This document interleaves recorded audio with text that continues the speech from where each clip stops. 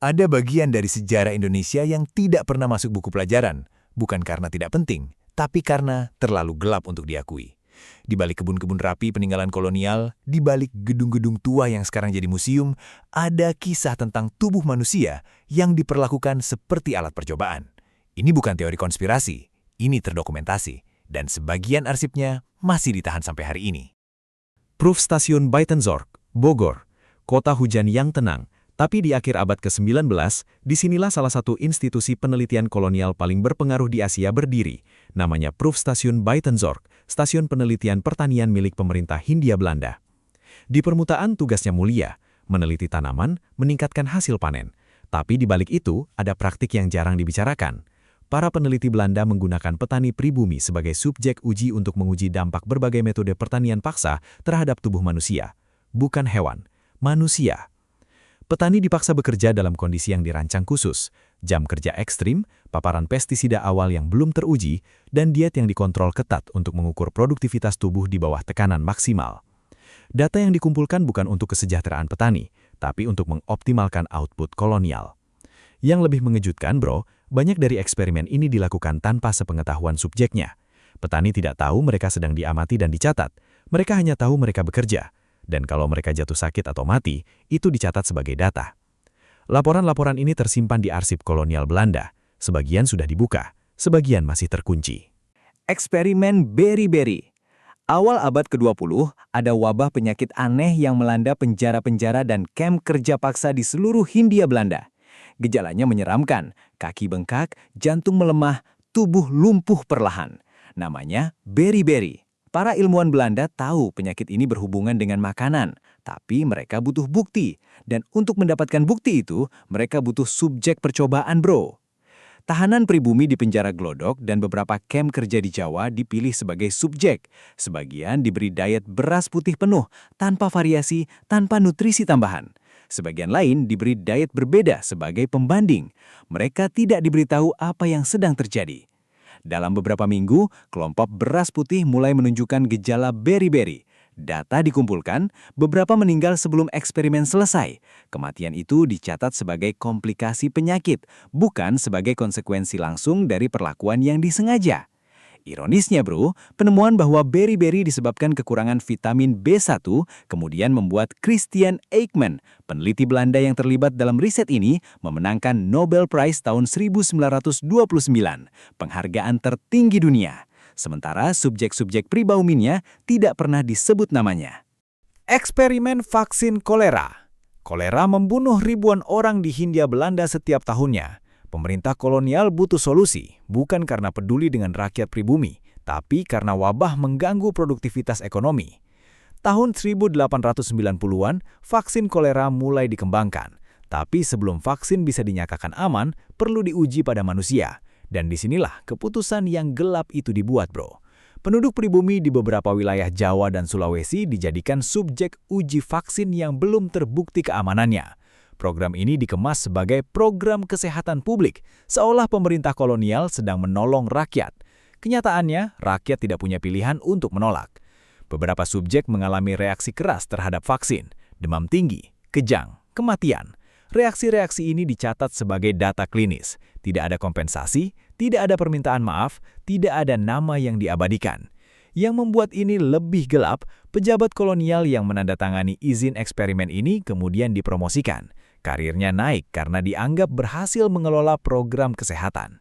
Sementara tubuh-tubuh pribumi yang menjadi fondasi keberhasilan itu terkubur tanpa catatan.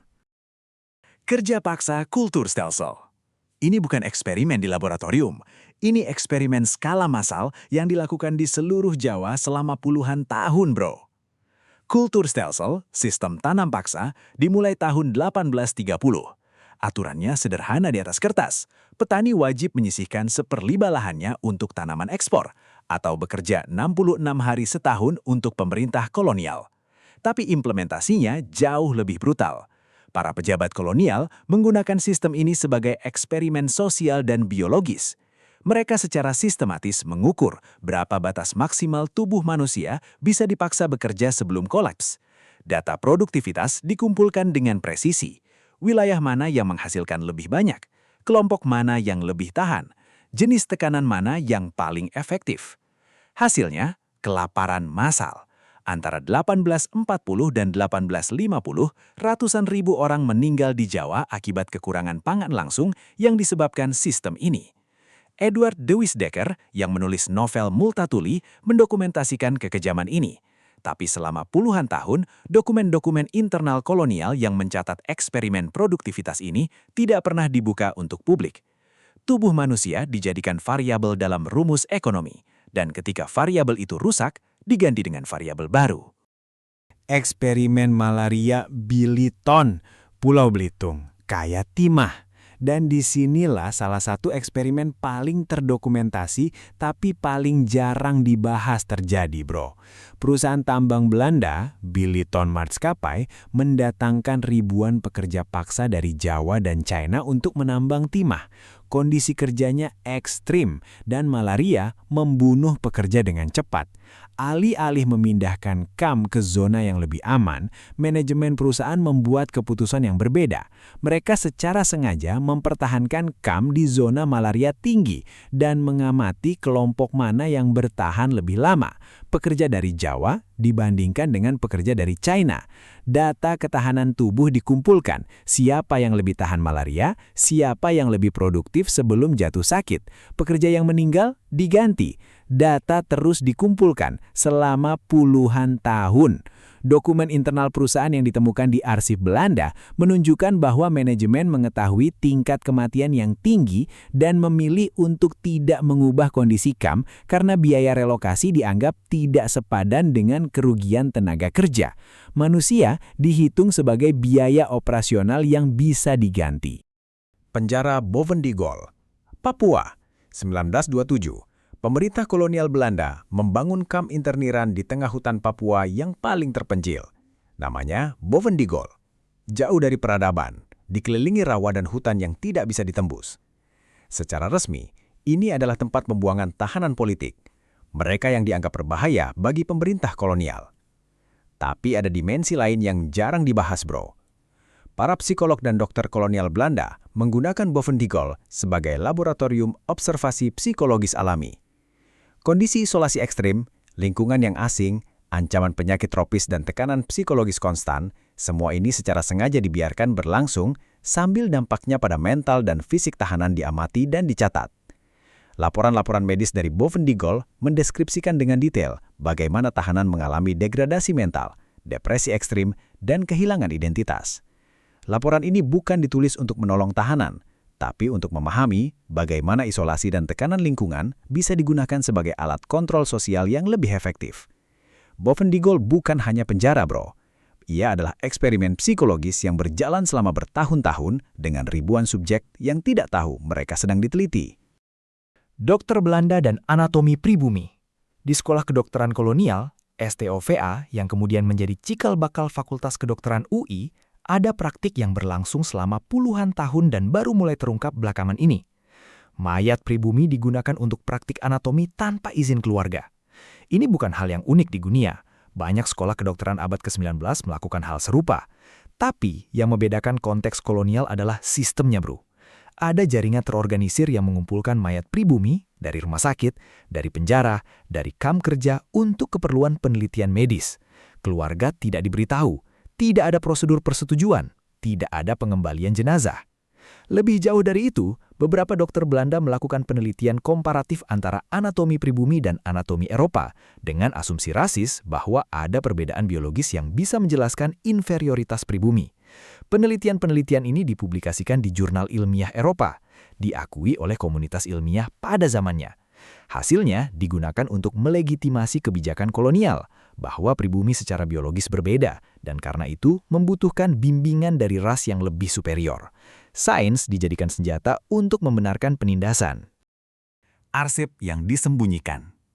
Ini yang paling menggelisahkan, bro. Bukan karena apa yang sudah kita ketahui, tapi karena apa yang masih disembunyikan.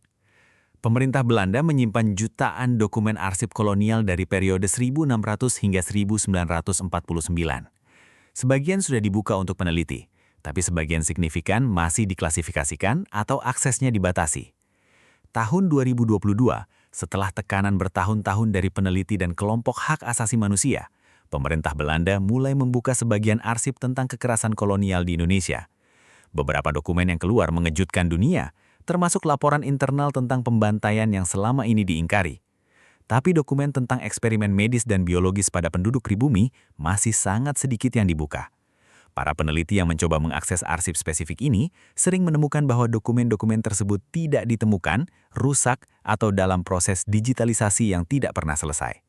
Ada yang sengaja dihilangkan, ada yang mungkin masih ada, tersimpan di basement Arsip Nasional di Den Haag, menunggu seseorang yang cukup gigih untuk menemukannya. Sejarah yang dihapus bukan berarti sejarah yang tidak terjadi. Tubuh-tubuh itu nyata, penderitaannya nyata, dan sampai arsip itu dibuka sepenuhnya, kita tidak akan pernah tahu seberapa dalam lubang kelam itu sebenarnya. Ada bagian dari sejarah Indonesia yang sengaja dikubur, bukan karena tidak ada buktinya, tapi karena mengakuinya terlalu mahal harganya. 8 eksperimen, 1 sistem kolonial, dan jutaan nyawa yang tidak pernah disebut namanya. Sejarah ini bukan untuk ditakuti, tapi untuk diingat.